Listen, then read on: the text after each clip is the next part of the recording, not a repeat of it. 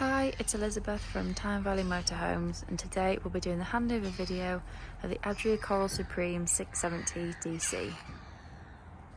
So just behind your driver's door we've got your hookup point. So to hook your vehicle up and take it off, you just want to gently pull, and then when you're hooking it up, make sure you've got your cap all the way back, align it up with the inside of the vehicle, and then just push it up and it'll connect.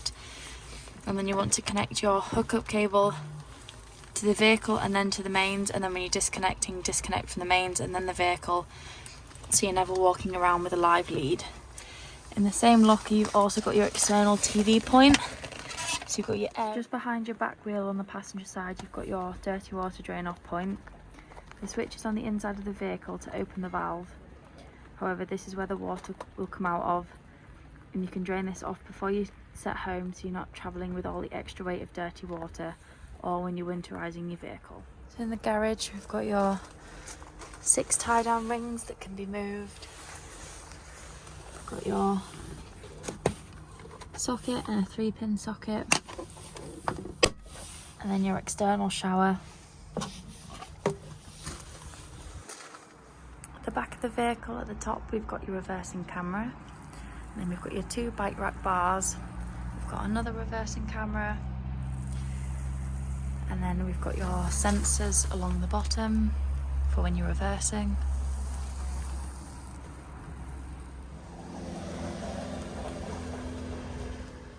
Just above your back wheel, you've got your cassette locker.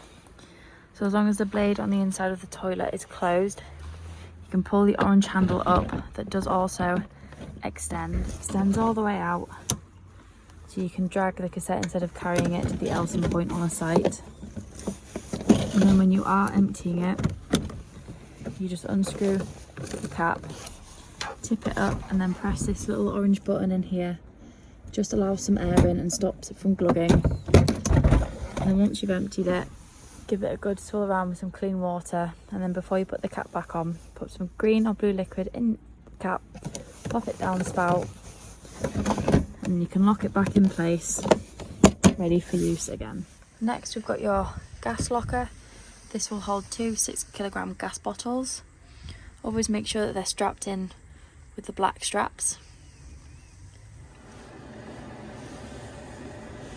When you're connecting your pigtail, just remember it's left to tighten, right to loosen, and you'll need a spanner just to nip it up tight here. Then turn it on with the dial or off by spinning it around.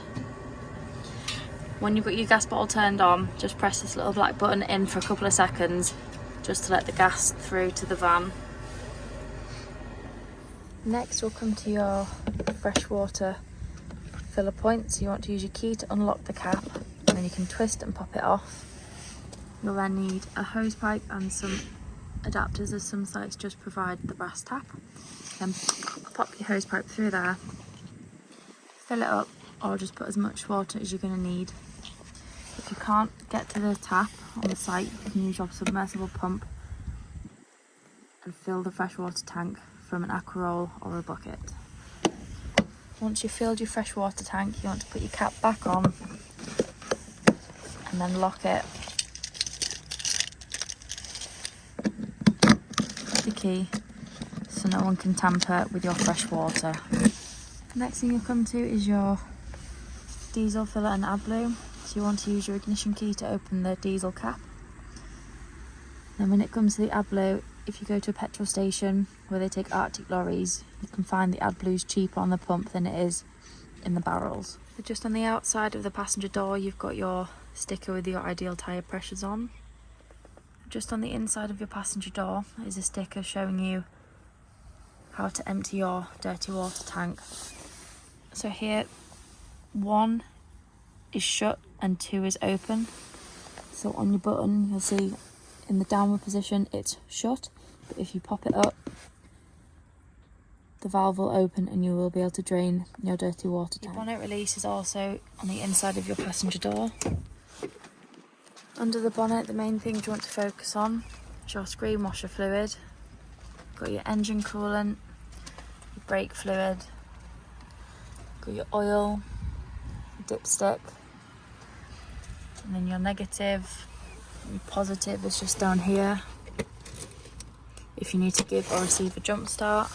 And then you've also got your weight plates on the front as well.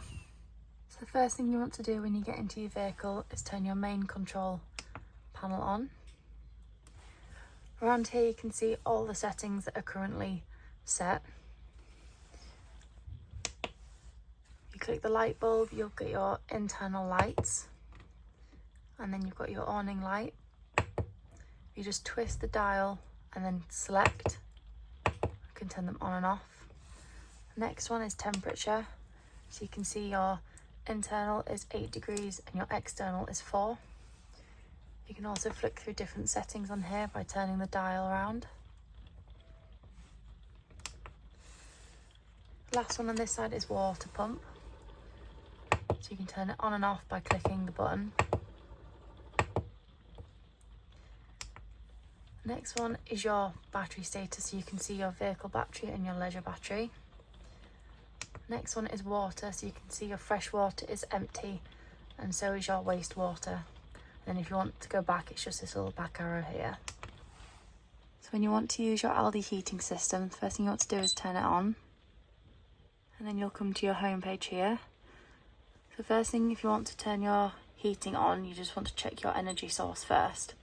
So here you've got electricity and gas. So to turn your gas on, just press the button down here. And then the same with your electricity, you can either have 1 kilowatt of energy, 2 kilowatt or 3 kilowatt. And then we can go into heating. So you can turn it on with this button up here. And you can go from 5 degrees all the way around to 30. Just make sure that whatever you've got it set to is higher temperature than what your external temperature is. So here we've had it set to 27 degrees and the outside is 3, so the heating will turn on. Then we've got your hot water. So you can have off, on or boost. Boost will just take some power away from your heating and concentrate it all on the hot water for half an hour. This is useful in the winter if you're really cold and you want a hot shower quicker than waiting for it to heat up normally. And then if you click on menu, you can scroll through lots of different settings to personalise it to you. To use your TV bracket, you want to gently pull this lever down and at the same time slide the metal container across. It will come all the way out, and then if you're in bed and you want to see the TV, you can spin it around so you can watch TV in bed. To use your fridge, to turn it on, you just want to press your on button until all the blue lights come on. And then if you want to change from automatic and select a specific energy source, just hold the square button down until they start flashing. And then here you can use the arrows to select just hookup, vehicle battery, gas, or on auto. And then you can also select the different temperature, so you can go from 1 to 5 bars, 5 being the coldest. When you're winterising your vehicle, once you've cleaned and emptied your fridge, you can pull this little blue lever across so that when you shut the door, it will just rest open gently. As is the rubber seal, the fridge can develop weird smells or even mould through the winter months. So it's always best just to leave it open slightly to let the air circulate through. So you've got your shower, you've got your drying rail, and then you've got a skylight to let all the steam out. You've also got a nice little shelf in the corner. And then the doors just pull magnetically shut and close. And then to open them, you just push them gently and they'll magnetise to the wall. You've got your island bed that currently is in the up position, but you can pull the mattress up and then gently slide the bed forward so it goes flat, so you've got extra room to sleep. Then obviously when you push it back, it'll come back up and then you've got more room to get around your bed. And then to access underneath, you can pull the bed frame up, and then you can just slide the And you've got access to your drawers under the bed. On either side of the bed you've got your hanging rails for your clothes. You've also got a sliding door to separate the bedroom from the front of the vehicle. And then you've got your door to your bathroom that will shut, so you can separate the bathroom off from the front and back of the vehicle. The hobs are super simple. You've got 3 gas ring burners. As long as you've got your control panel switched on, you'll have the spark. All you do is turn it around, bring the gas through.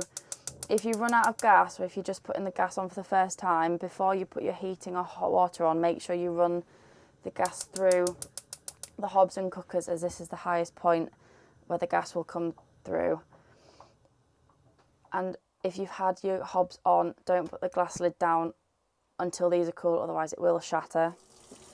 This is just showing you that the hot water is working. To use your cooker and grill, all you do is turn it round, press the spark, and you'll light your cooker, and the exact same for the grill.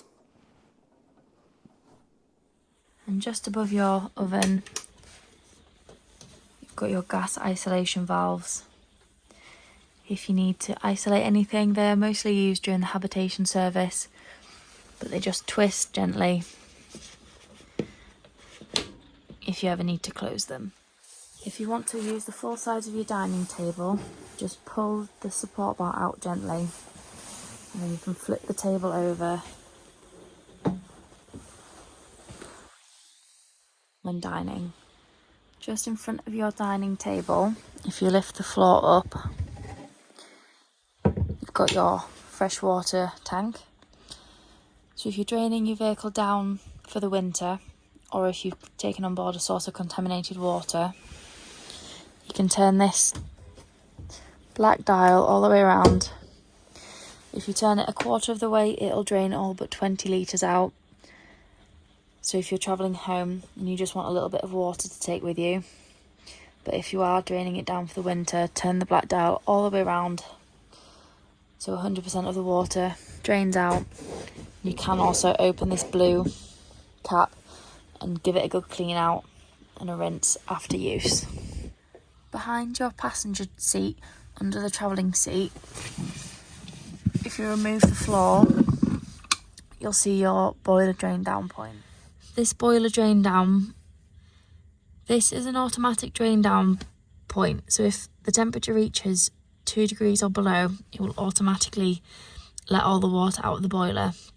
However, if you're winterising your vehicle before the temperatures get cold, you just want to turn the diamond on the top, and you'll see this little blue button's popped out. This just means that the valve's open. So you can leave it like this through winter, but then when you come to use it again in the summer, you not only have to turn your diamond back horizontal across the vehicle, you also need to push the blue button in, and this will just keep the water in the boiler instead of letting it drain out. When you want to turn your dining seat into your travelling seat, the first thing you need to do is just remove all 3 cushions. You then want to bring this board up, and then you can gently pull the backrest up and it'll lock into place. You can then bring the board back down, and then you just want to fold this piece of wood over so you have a little bit of leg room. And then in the garage there'll be 2 backrests, because they are slightly cut out in the back just so they can fit around. And there you've got your travelling seat all made up. You then want to put your larger cushion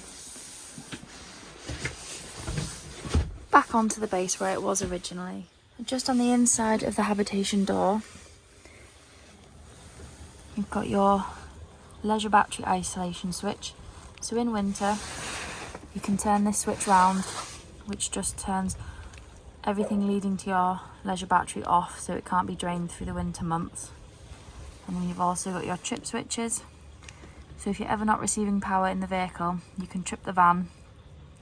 If the switch flips, then it means there's something within the van not working. However, if it doesn't, it means there's an issue with the mains or the mains cable.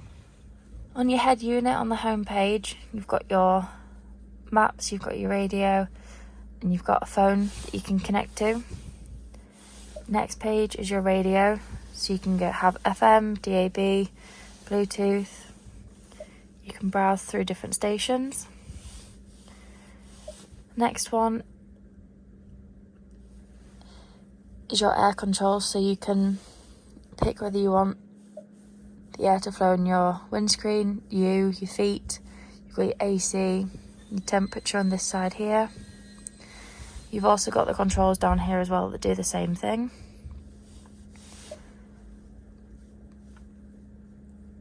Next one is your navigation. Just works like a normal maps on your phone.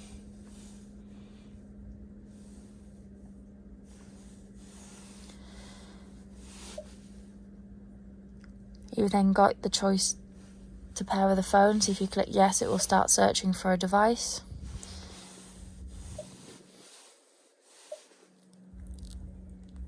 And then you've got your vehicle settings. And then you've got all the other important bits of information you're going to need.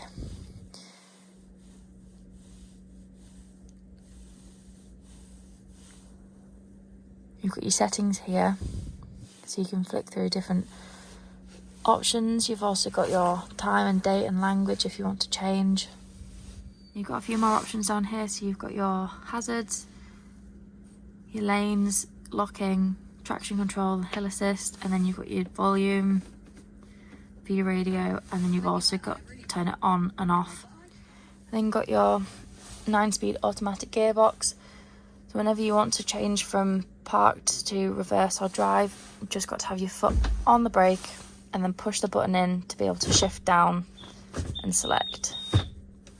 And then on your steering wheel, you can flick through different options on your dash using the arrows.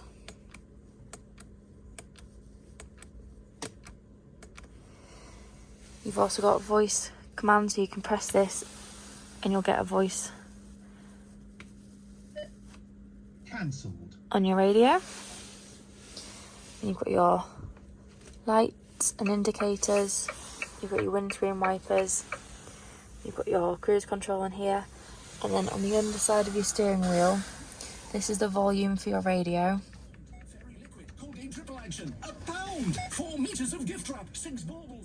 Then you can mute and unmute, and then on the other side you can skip between radio stations.